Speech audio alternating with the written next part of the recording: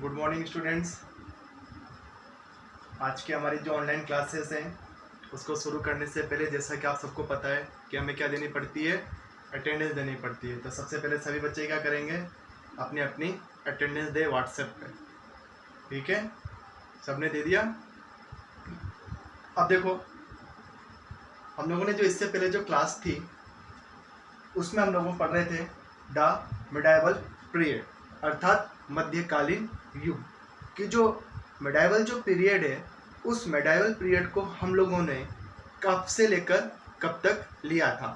तो जो हमारा मध्यकालीन युग है, मिडाइवल पीरियड है, उसे हम लोगों ने 8th सेंचुरी से लेकर 18th सेंचुरी तक का जो समय था उसको हमने किस में रखा, मिडाइवल पीरियड के अंदर रखा। ठीक है, फिर इसके बाद में हम पढ़ेंगे features of medieval period. Features अर्थात विशेषता। अब इसकी विशेषता क्या है, ठीक है। To make study convenient, historian divided the period into 2 phases. इसका मतलब ये है कि हमारा जो ये मिडाइवल पीरियड है, मध्यकालीन युग है, इसके अध्ययन की सुविधा के लिए, किसकी सुविधा के लिए, अध्ययन की सुविधा के लिए इतिहासकारों ने इस मध्यकालीन युग को कितने भागों में बांटा, 2 भागों में, इनटू 2 फेसेस। तो कितने भागों में बांटा, 2 भागों में बांटा। पहला द अर्ली मिडाइवल पीरियड और दूसरा द लेटर मिडाइवल पीरियड। ठीक है, अर्ली मतलब पूर्व का मध्यकालीन युग और फिर बाद का मध्यकालीन युग। ठीक है, तो इस तरह से इस मिडाइवल जो पीरियड है, मिडाइवल जो पीरियड है, इसको 2 भागों में बांटा, द अर्ली मिडाइवल पीरियड और लेटर मिडाइवल पीरियड। अब देखो, सबसे पहले हम लोग लेते हैं द अर्ली मिडाइवल पीरियड।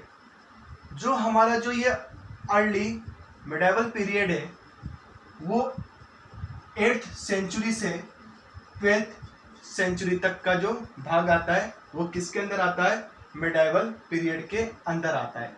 या हम ये भी कह सकते हैं कि 8th सेंचुरी से लेकर 12th सेंचुरी के मध्य जो भी घटनाएं घटित हुई है वो किसके अंदर आएगी, अर्ली मिडाइवल पीरियड के अंदर। अब देखो, 8वीं से 12वीं शताब्दी के मध्य में राजपूत किंगडम की जो हमारे राजपूतों का जो साम्राज्य था वो कौन सी दिशा में था, नॉर्थ अर्थात उत्तर की ओर था। और इस उत्तर में किसका शासन था, प्रतिहार, पालास और राष्ट्र कुटास का। ठीक है, दूसरी तरफ साउथ में कन्नौज और चोला का साम्राज्य था। तो नॉर्थ में एक तरफ तो राजपूतों का साम्राज्य और साउथ अर्थात दक्षिण में कन्नौज और चोला का साम्राज्य था।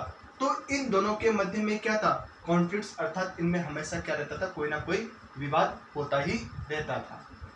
ठीक है, तो द अर्ली पीरियड्स में राजपूत किंगडम नॉर्थ में और कन्नौज और जो चोला है वो कहाँ पे, साउथ में। ठीक है, और किसके मध्य, 8th सेंचुरी से 12th सेंचुरी के मध्य में। फिर इसके बाद में हम आते हैं द लेटर मिडाइवल पीरियड, अर्थात बाद का मध्यकालीन युग। तो 13th सेंचुरी से 18th सेंचुरी के मध्य का जो भाग है वो कहलाता है आपका द लेटर मिडाइवल पीरियड। ठीक है, अब देखो यहाँ पे लिखा है मैंने दिल्ली सल्तनत और यहाँ पे कर रखा है अंडर तुर्क एंड अफगान रूलर्स। इसका मतलब कि हमारा जो भारत है उसमें क्या थी इस समय 13 से 18वीं शताब्दी के मध्य में दिल्ली सल्तनत। और जो ये दिल्ली सल्तनत थी वो किसके अंडर में थी, तुर्क और अफगान के अंडर में थी। ठीक है, तो तुर्क और अफगान के जो शासक थे उसके अंडर में थी हमारी ये दिल्ली सल्तनत, जिसके अंतर्गत हमारा मुगल एम्पायर भी था। ठीक है, जो मुगल साम्राज्य था, ठीक है, वो भी इसी के अंडर, उसके अंडर में दिल्ली सल्तनत थी। ठीक है, दिल्ली सल्तनत उसके अंडर में थी। किसके अंडर में? तुर्क, अफगान और मुगल एम्पायर के अंडर में थी। ठीक है, अर्थात उसके अधीन थी। फिर आफ्टर कमिंग ऑफ द तुर्क, Afghan and the Mughal, Indian society underwent drastic changes. इसका मतलब यह है कि जब ये तुर्क, अफगान और मुगल एम्पायर अर्थात मुगल साम्राज्य ये भारत में आए, तो भारतीय समाज में कई बदलाव आए, अर्थात भारी बदलाव आए। ठीक है, क्योंकि तुर्क, अफगान और ये जो मुगल एम्पायर जब भारत में आए, तो भारत में क्या हुआ? काफी, भारतीय समाज में काफी बदलाव आए। ठीक है, उनके सोच में, उनके विचार में, उनके रीति रिवाज में, उनके आर्किटेक्चर में, ठीक है, जितनी भी चीजें, उन सब में क्या है? काफी बदलाव आए थे। फिर इसके बाद में आता है सोर्सेस ऑफ मिडाइवल पीरियड, अर्थात कि जो मिडाइवल जो पीरियड है, हमारा मध्यकालीन युग है, इस मध्यकालीन युग की जो जानकारी मिलती है, ठीक है, हमें किससे मालूम पड़ती है? ठीक है भाई, ऐसा तो नहीं है हमारे पास में कि जितनी भी चीजें जो हैं वो हमें किसी किताब के माध्यम से या फिर हमें किसी शिलालेख से या किसी कॉइन से, हमें इन सब चीज़ों से क्या मालूम पड़ता है? हमारे मध्यकालीन युग की जानकारी हमें मिलती है कि मध्यकालीन युग में कौन कौन से शासक आए, किन किन्हों ने राज्य किया, कौन कौन सी अवधि से लेकर किस अवधि तक कौन से राजाओं ने राज्य किया। इन सबकी जो जानकारी है उसके हमारे पास में 2 मेन सोर्सेस हैं। How many sources are there? There are 2 main sources, अर्थात हमारे पास में 2 मुख्य स्रोत हैं। पहला है आर्कियोलॉजिकल और दूसरा है लिटरेरी। आर्कियोलॉजिकल का मतलब क्या होता है? पुरातन। ठीक है, अर्थात जो भी हमें खुदाई से जो भी चीज मिलती है उससे हम अध्ययन करते हैं और मालूम पड़ता है कि हमें ये जो चीज मिली है वो उस युग की और उस युग में इन राजाओं का राज्य था। दूसरा है साहित्य, अर्थात कि मध्यकालीन युग में हमारे पास में बहुत सारी जो किताबें हैं वो क्या है? अवेलेबल है, हमारे पास में उपलब्ध है, और उससे हमें इस युग की पर्याप्त जानकारी मिलती है कि कौन से राजा भारत में आए, कौन से राजा ने किस पर आक्रमण किया। इन समस्त चीज़ों की जो जानकारी है वो हमें किससे मिलती है? लिटरेरी से मालूम पड़ती है। ठीक है, और साथ ही साथ में monuments that were constructed still stands. इसका मतलब कि मध्यकालीन युग में जितनी भी आपकी इमारतें बनाई गई थी, उन इमारतों से भी हमें यह मालूम पड़ता है कि उनकी चित्रकला, वास्तुकला और जो शासन व्यवस्था है वो किस प्रकार की थी।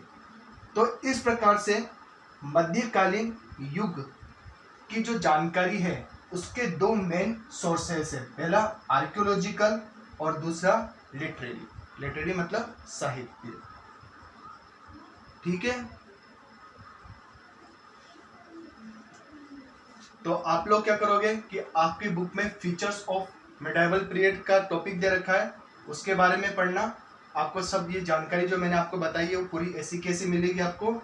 और फिर सोर्सेस ऑफ मिडाइवल पीरियड, अर्थात मध्यकालीन युग के मुख्य स्रोत कौन कौन से हैं, जानकारी के मुख्य स्रोत, जिससे हमें जानकारी मिलती है कि हमारे मिडाइवल पीरियड में कौन कौन से शासक आए, किनका शासक कैसा था, उनकी वास्तुकला कैसी थी, उनकी चित्रकला कैसी थी, उनके कॉइन्स कैसे थे। इन सब के बारे में जो जानकारी मिलती है, इसके हमारे पास में केवल 2 स्रोत हैं, पहला आर्कियोलॉजिकल और दूसरा क्या है? लिटरेरी। ठीक है, ओके स्टूडेंट्स, आज की क्लासेस हम यही समाप्त करते हैं। फिर कल हम इसके बारे में सोर्सेस ऑफ मिडाइवल पीरियड्स के बारे में हम इसकी ब्रीफ स्टडी करेंगे। ठीक है, एक एक चीज़ों के बारे में, जैसे हमारे आर्कियोलॉजिकल, ठीक है, फिर इसी तरह से इंस्क्रिप्शन से, हमारे कॉइन से, लिटरेरी है, ये सब चीज़ें जो है उसके बारे में हम अध्ययन करेंगे कि इन चीज़ों से हमें मध्यकालीन युग की हमें जानकारी मिलती है। Okay, thanks.